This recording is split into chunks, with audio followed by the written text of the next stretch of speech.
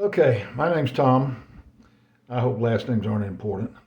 Um, I'm 71 years old, and I'd never had a DUI before in my life until this past, just before Christmas. Long story, we won't bore you with details.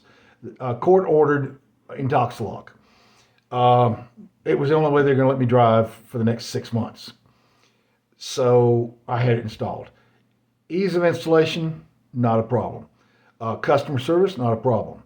Price, of course, it's more than I'd like to spend, but what's the alternatives? Ease of use. I have a short lung capacity, so sometimes the blowing and sucking and blowing is fairly straightforward and simple. Sometimes it's a problem. It actually is a problem sometimes.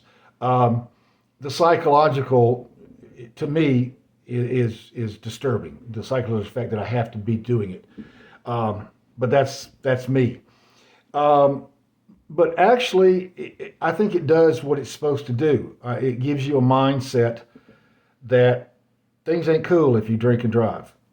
So honestly, I mean, I don't know how it could be put into, high school defensive driving, safe driving programs, but I think it's a good idea.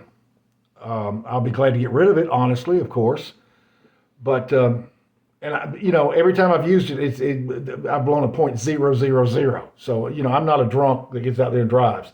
I had one issue at a restaurant with a glass of wine, and long story short. But anyhow, that's the best I can do as far as testimonial wise. I hope that helps. Thanks.